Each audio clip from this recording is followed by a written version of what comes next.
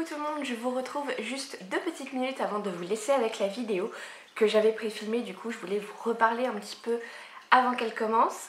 Donc j'ai créé le groupe Facebook dont je vous ai parlé. Je le mettrai dans la barre d'infos. Voilà, n'hésitez pas à m'y rejoindre parce que pour l'instant je suis seule. Donc j'ai pas été très originale sur le nom, hein. Je l'ai appelé Ice Kitty groupe de lecture, quelque chose comme ça, parce qu'au moment où je vous parle je ne l'ai pas créé, mais je vais le faire d'ici que la vidéo sorte. Donc là-bas vous pourrez, on pourra échanger sur nos lectures, que ce soit les vôtres ou les miennes, ou voilà, un petit peu plus que ici, même si j'espère que vous continuerez à me laisser des petits commentaires aussi ici. Vous pourrez aussi, je sais pas, je vais essayer d'organiser des trucs, pourquoi pas organiser des LC aussi quelquefois. Et par exemple, si vous voulez participer au petit challenge que je me suis préparé pour février, c'est-à-dire le challenge que j'ai appelé livre court pour mois court, et n'hésitez pas à montrer vos pales par exemple, ou voilà, ou parler de vos lectures, ou voilà, que sais-je. Voilà, je suis assez excitée pour ce nouveau truc que je me lance pour 2020, voilà, d'essayer de gérer un groupe, même si on ne sera pas forcément beaucoup. Donc j'espère que tout se passera bien et que vous viendrez nombreux et nombreuses. Je vous laisse maintenant avec la vidéo et on se retrouve sur le groupe. Salut! Salut tout le monde, j'espère que vous allez bien. On se retrouve aujourd'hui pour la première vidéo update lecture de l'année 2020. Donc je vais vous parler de 6 livres environ, plus ou moins de façon développée selon les ouvrages. Puisqu'il y en a certains qui remontent à presque plus de 3 semaines, puisque je pensais avoir un super rythme de lecture pendant les vacances et au final, non, hein, c'est les vacances de Noël, donc on va voir machin à droite, bidule à gauche, on reçoit toute la famille à la maison, bref, c'était un petit peu compliqué, donc au final j'ai très peu lu, je suis très déçue de moi-même, mais bon, bref. On va commencer tout de suite, je vais d'abord vous parler de ma première lecture que j'ai faite sur ma Kindle, donc je vous mettrai la photo là ou là, bref, enfin la couverture. Donc c'est de Pierre et d'Os de Bérengère Cornut, je crois que c'est ça son nom, aux éditions du Tripode. Alors ce livre je l'ai vu, j'avais envie de le lire parce que bon déjà ça se passe au Groenland, enfin dans le monde des Inuits, donc c'est quand même un peuple du froid, un peuple du nord, donc ça m'intéressait. Et je l'ai vu énormément passer sur le groupe du challenge, du Cold Winter Challenge, tout le monde lisait ce livre. Ça m'a donné envie de le lire, je me suis dit il sera parfait pour le challenge, donc je l'ai lu. Et contrairement à, j'ai envie de dire, l'engouement général, ce n'est pas du tout mon cas. Donc en fait on se retrouve donc sûrement au Groenland, hein, enfin en tout cas dans le nord. On se retrouve avec sur la banquise avec une famille qui vit donc pendant l'hiver, les Inuits apparemment vivent plus sur la banquise, donc qui est vraiment cette couche de glace sur l'océan, et l'été plus dans les terres, parce que forcément la banquise fond un petit peu et ça devient un petit peu plus dangereux. Donc on se retrouve avec cette famille, donc la jeune fille qu'on va suivre tout au long du livre s'appelle Uksuralik, je crois. Elle vit avec ses parents, enfin sa famille, je ne sais pas exactement qui est dans sa famille. Ils vivent donc là dans une tente au bord de la banquise et un soir elle va se réveiller avec un mal de ventre abominable, elle va sortir et là elle va se rendre compte qu'il y a du sang qui sort d'elle, hein, donc elle va être assez paniquée. Mais bon. Voilà, on sait très bien ce que c'est du coup. Et en fait, à ce moment-là, au moment où elle va être dehors en train de se vider, enfin pas de se vider, mais bref, voilà, elle est sortie parce qu'elle avait mal au ventre et qu'elle comprenait pas ce qui lui arrivait. Elle va entendre un gros craquement et la partie où il y a la tente de sa famille va se séparer du reste de la banquise. Alors, ce bruit est quand même assez énorme et sûrement abominable. Donc ça va réveiller son père qui va sortir de la tente et essayer de lui balancer tout un tas de trucs pour qu'elle puisse survivre. Donc il lui balance une peau d'ours, un harpon je crois qui va se casser en vol, et d'autres trucs mais je ne me souviens plus exactement. Et elle va se retrouver du coup toute seule sur la banquise, sa famille étant partie à la dérive, hein, ce qui est assez triste. Toute seule, pas tout à fait, puisqu'elle va se rendre compte qu'il y avait quelques champs de traîneaux qui étaient cachés un petit peu sous la neige qui dormaient. Donc sa chienne à elle. Puis 3 chiots je crois.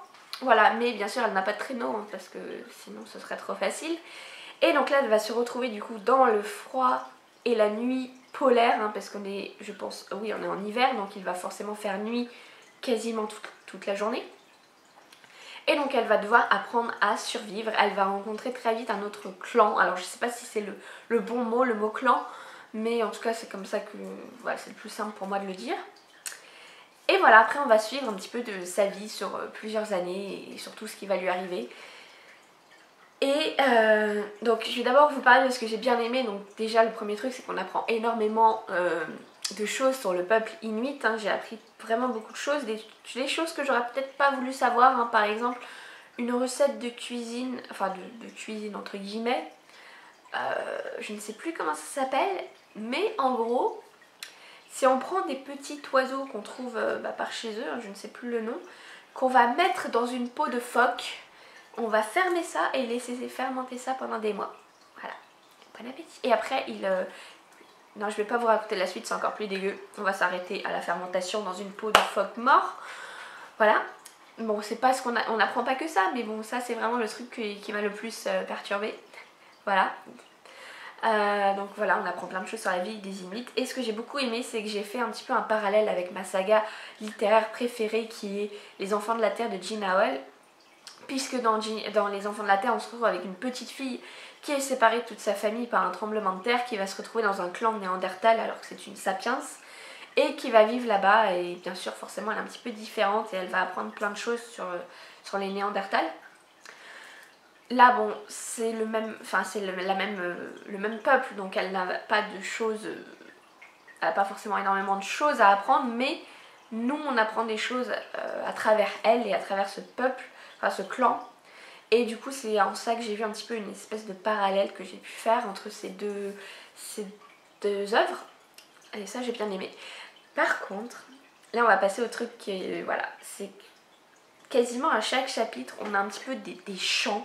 Ça s'appelle par exemple, on a le chant de Uxoralik ou le chant de je sais pas quoi. Enfin, on a des espèces de chants qui sont, on dirait de la poésie.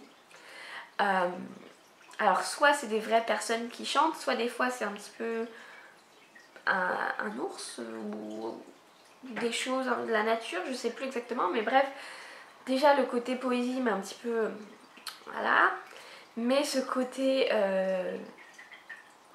ésotérique et mysticisme, oh là là, ça m'a saoulée. Et en plus, après un moment, l'histoire va partir vraiment vers ça. Et non, enfin, il y avait des moments où je me disais, mais est-ce ce que je suis en train de lire, ça se passe réellement? Est-ce qu'elle est en train de rêver? Est-ce qu'elle est en train de délirer? Je comprenais pas et ça m'a saoulée en fait, voilà, tout simplement. C'est beau, mais c'est pas beau pour... Enfin, j'ai pas trouvé ça beau moi, parce que ça m'a saoulée en fait, ce truc un peu trop poétique et ésotérique, ça m'a... Non, j'ai pas du tout accroché à ça, voilà. C'est pour ça que j'ai un avis assez mitigé sur cette lecture. J'ai ensuite lu Mrs. Land de Auður Ava Ólafsdóttir chez les éditions Zulma. Donc celui-là, j'ai craqué pour lui, je vous l'ai déjà dit, hein, parce que j'arrêtais pas de le voir partout sur leur Insta et que j'avais expressément envie de le lire, alors que j'en ai juste 3 autres dans ma palle de l'autrice à découvrir d'abord, mais bon, c'est pas grave, j'ai commencé par son dernier. Donc là, dans cette histoire, on est en Islande en 1963. On va suivre Ekla, donc, qui est une jeune femme qui vit dans un petit village avec ses parents, enfin ils sont dans une ferme. Ses 2 meilleures amies sont déjà parties pour Reykjavik et elle veut devenir écrivaine et du coup elle décide aussi de partir pour Reykjavik parce que dans sa campagne elle n'a aucun espoir. Il faut savoir que son nom vient du nom d'un volcan, donc Ekla. Son père étant un grand passionné de volcanologie, il a décidé de l'appeler comme ça. Donc elle part pour Reykjavik et à peine arrivée dans le bus, elle va rencontrer un homme qui va lui dire c'est un organisateur de concours de beauté et il va lui dire vous devriez participer à Miss Island et tout, vous pourriez sûrement gagner, tenez ma carte. Elle ne veut pas du tout, hein, elle s'en fiche un petit peu de son physique, elle veut écrire, c'est ça le plus important. Donc elle va débarquer à Reykjavik et tout d'abord elle va habiter chez son meilleur ami qui est gay. Donc être gay dans les années 60 en Islande, c'est pas forcément facile, surtout qu'il est marin. Voilà, c'est un petit peu compliqué pour lui. Mais il veut il veut partir à l'étranger pour devenir styliste, je crois. En tout cas, je sais qu'il fabrique des vêtements. Oui, il a sa machine à couture. Donc oui, je crois que c'est ça, son but, c'est de devenir styliste.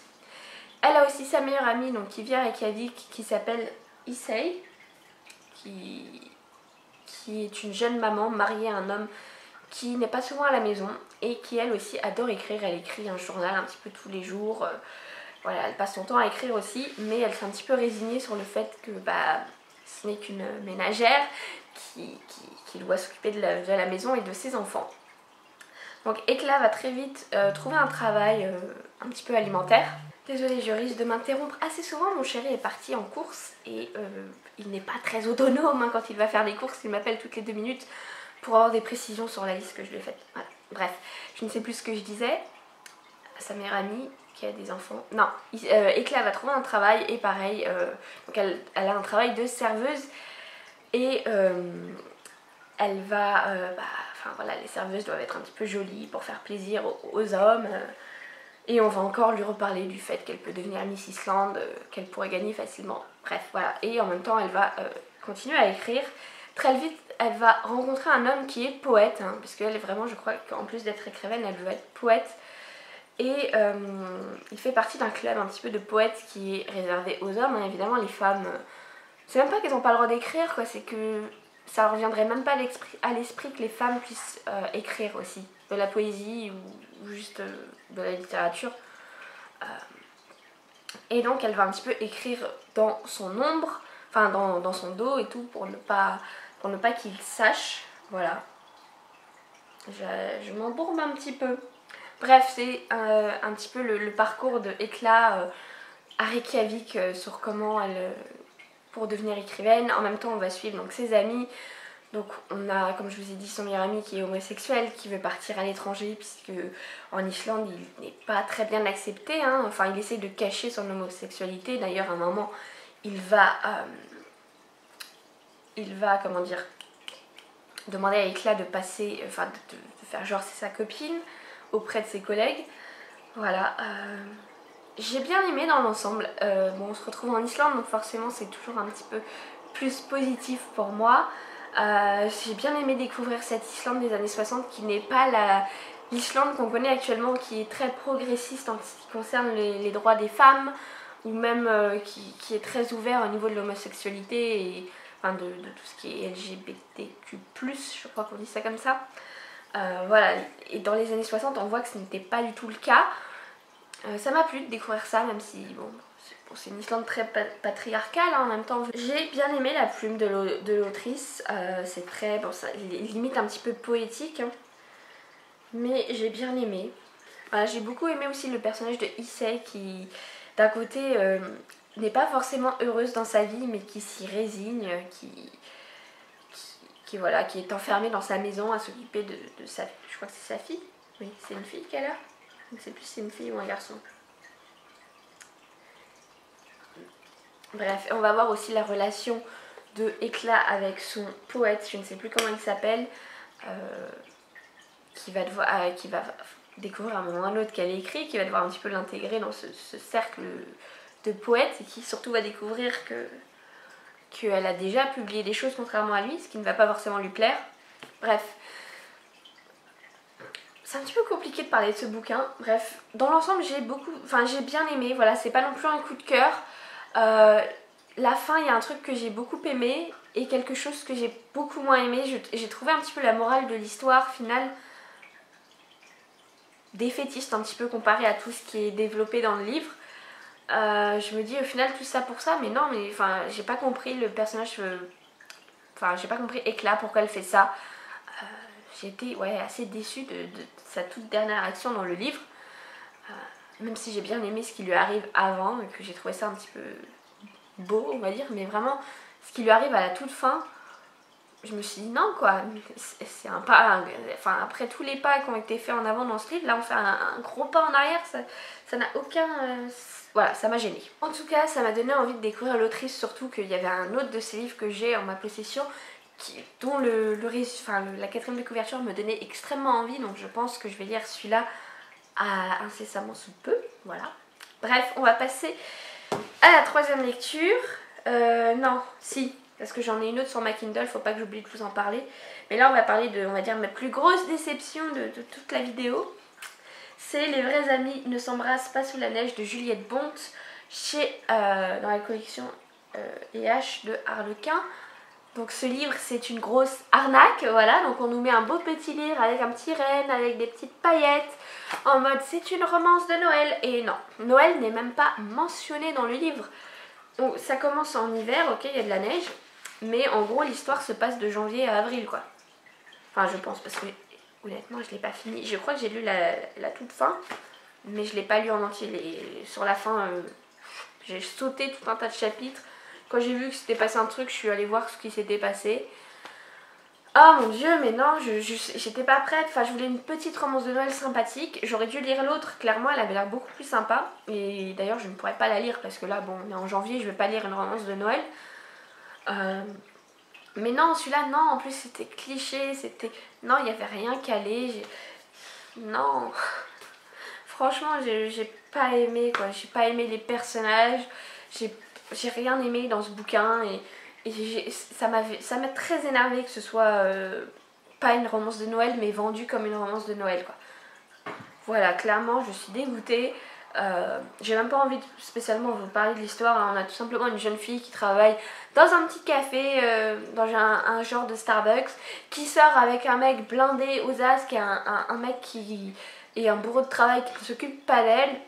Elle va rencontrer son meilleur ami. Et bien sûr, ils vont tomber amoureux, bien sûr. Voilà, le meilleur ami qui est aussi très beau et très blindé, hein, parce que sinon, ce n'est pas une romance. Non. Voilà, bref, ça m'a énervé. Je veux oublier ce livre. Voilà, je vais oublier que je l'ai lu et m'en débarrasser. Donc j'ai ensuite lu un livre sur ma Kindle, donc pareil je vous mettrai la quatrième de couverture, non la couverture sur un des deux côtés. C'est Nouvel An de Julizet chez Actes Sud, donc là c'est un tout petit roman. Clairement ce qui m'a donné envie de lire ce livre c'est que déjà ça se passe à Lanzarote, qui normalement est notre prochaine destination vacances avec mon chéri.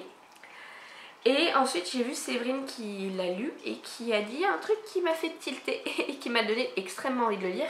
C'est qu'elle a comparé un petit peu l'écriture à ce que fait Laura Kashike.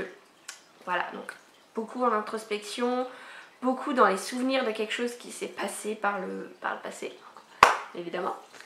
Et du coup j'ai foncé, là je me suis dit c'est le nouvel an, on va le lire pour le nouvel an. Voilà, donc je l'ai lu entre le 31 et le 2 janvier je crois. Le 31 décembre et le 2 janvier. Donc on se retrouve avec une famille allemande qui part fêter Noël et le nouvel an à Lanzarote. Donc c'est un couple avec 2 enfants en bas âge. Et en fait le matin du 1er janvier, le mari va partir faire du vélo sur un volcan en fait. Enfin dans la montagne, ouais, sur un volcan. Voilà, et du coup il va repenser à déjà un petit peu ce qui s'est passé pendant son voyage, hein, puisque avec sa femme ça se passe pas forcément très bien. Surtout très vite il va se rendre compte, enfin il va tomber sur une maison et il va se rendre compte que en fait cette maison lui est familière. Voilà. Et donc on va petit à petit donc déjà revenir dans ses souvenirs, comme je vous l'ai dit, de ce qui s'est passé pendant leurs vacances en famille et sur des souvenirs antérieurs, bien antérieurs. Voilà. Ça va être un petit peu compliqué, je vais m'arrêter là au niveau du résumé pour pas vous spoiler. Mais en effet ça fait très Laura Kashike, hein. Voilà, j'ai inventé un nouveau mot. J'ai beaucoup aimé, bah oui on se retrouve un petit peu dans cette structure on est avec les personnages, il y a très peu de dialogue, on est vraiment que dans ses pensées, dans ses souvenirs. Les seuls dialogues qu'il y a c'est dans ses souvenirs. Donc voilà, on est vraiment, d'ailleurs oui j'ai oublié de vous dire, on a vraiment cette première partie où on est vraiment avec, comment il s'appelle d'ailleurs, je sais même plus. Donc avec cet homme qui fait du vélo, qui repense à ses souvenirs. Et on a une deuxième partie où vraiment on va avoir les souvenirs, on va vivre ce qui s'est passé en fait quand il était enfant. Du coup oui c'était quand il était enfant. On va vraiment revenir, vivre un petit peu comme si ça se passait dans le présent, ce qui s'est passé. Voilà. Et j'ai beaucoup aimé, que ce soit la première partie ou la deuxième, j'ai bien aimé. J'ai pas trouvé ça trop irréaliste, hein, parce qu'on est... Enfin je peux pas vous en dire trop, mais c'est vrai que des fois quand on se retrouve avec des enfants seulement, ça peut... Enfin... Quand on se retrouve des fois avec des enfants, des fois leurs actions ou ce qu'ils disent peuvent être un petit peu irréalistes. Et là j'ai pas du tout trouvé, j'ai trouvé ça très réaliste. Et voilà, il y a beaucoup de suspense, il y a un suspense qui s'installe et qui est distillé un petit peu tout au long du livre. Et j'ai beaucoup aimé. Je suis pas... En fait, je m'imaginais... J'allais dire, je suis pas à 100% satisfaite de la finalité globale. Parce que je me suis fait tout un tas de films qui ne se sont pas révélés exacts. Mais j'ai quand même beaucoup aimé. J'ai beaucoup aimé le thème vraiment qui est la mémoire. Comment la mémoire peut faire des choses un petit peu extraordinaires chez l'homme. Et voilà, globalement j'ai beaucoup aimé et j'ai envie de lire d'autres livres de Julie Zay. Voilà. J'ai ensuite fait ma première vraie lecture commune, donc avec une abonnée, donc Sarah, je pense que tu regarderas cette vidéo, je te fais un petit coucou. Donc j'ai lu La Veuve de Fiona Barton, donc en LC avec Sarah. Donc ça faisait un moment qu'il était dans ma palle et puis elle m'a proposé cette LC. Comme ça au moins j'ai pu le sortir de ma palle, je suis bien contente de l'avoir sorti. Je suis contente de l'avoir lu, même si c'est pas... Voilà, je m'attendais à quelque chose de beaucoup mieux. Donc en fait on se retrouve avec Jane Taylor qui vit à la base avec son mari, elle travaille, elle est coiffeuse, lui il est livreur. Voilà, et l'histoire commence au moment où son mari est mort. Et il y a tout un tas de journalistes qui sont toujours à frapper à sa porte. On ne sait pas pourquoi, mais c'est par rapport à la mort de son mari. Enfin en tout cas à son mari tout court, pas forcément à sa mort, mais en tout cas à son mari. Et très vite on va suivre aussi une journaliste qui va venir frapper chez elle, qui va réussir un petit peu à s'immiscer dans sa maison et à pouvoir lui poser des questions et à lui faire signer pour décrocher une interview exclusive sur les révélations qu'elle a à faire sur son mari. Voilà. Donc très vite on va se demander qu'est-ce qu'a fait son mari, pourquoi est-ce qu'il était recherché par... que les journalistes voulaient savoir des choses sur lui. Très vite va être évoqué le mot de monstre, voilà. Je vais pas en dire plus que ça. Si en fait, je sais pas si la quatrième de couverture en dit beaucoup, parce que moi je l'avais pas lu avant de commencer le livre. Mais bref, en tout cas on suit cette histoire dans le présent et on va suivre aussi dans le passé l'histoire de la disparition d'une petite fille. Voilà. Je pense que vous pouvez faire le lien forcément. Donc son mari qui s'appelle Glenn va être accusé d'avoir enlevé la petite fille. Et donc on va suivre le présent où Kate, la journaliste, essaye d'avoir des révélations de Jane. On va suivre Jane dans le passé par rapport à toutes ces années qu'elle a passées avec son mari, qu'elle a passé pendant le temps où il était accusé. Et on va suivre aussi un inspecteur dans le passé qui recherche la petite Bella qui a disparu. Dans l'ensemble, j'ai envie de dire que j'ai bien aimé. J'ai envie de dire toute la grosse partie du roman avant la fin, j'ai passé un bon moment. J'arrêtais pas de me faire des théories et tout.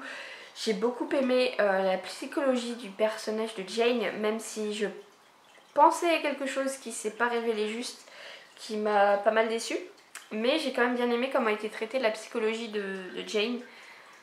Mais la fin quoi, la fin j'ai été tellement déçue, mais tellement déçue. Alors je vais pas juger le bouquin sur juste sa fin, parce que dans l'ensemble j'ai quand même passé un bon moment de lecture, mais la fin, franchement ça m'a fait chier quoi. Je me suis dit il y avait tellement de choses à faire avec cette fin, et non. Bon, j'ai encore été coupée par mon chéri, donc je ne sais plus ce que je disais. Bref, ça a été une lecture bonne mais mitigée. Je relirai... je sais pas si je vais lire... comment dire, si je lirai la coupure. Je sais pas, si je vais peut-être essayer. Et si ça le fait pas avec la coupure, je m'arrêterai peut-être là avec Fiona Barton. Mais voilà, je suis pas à 100% satisfaite de celui-là. Je vais ensuite vous parler du livre que j'ai commencé juste avant les vacances de Noël et que j'ai terminé hier. Puisque à chaque fois je le stoppais pour lire autre chose. Je l'ai stoppé pour lire ma romance de Noël. Je l'ai stoppé pour lire Nouvel An. Je l'ai stoppé pour lire La Veuve. Donc je l'ai lu un petit peu de manière hachée. Donc c'est Le Jeu de l'ombre de Sir Cédric. Donc ça faisait 1 an que j'avais pas lu de Sir Cédric. Donc là j'étais bien contente de commencer. Donc dans cette histoire on va se retrouver avec Malco Swan qui est un musicien très connu, célèbre, voilà, qui a plein de groupies, qui en profite. Alors j'ai pas trop compris.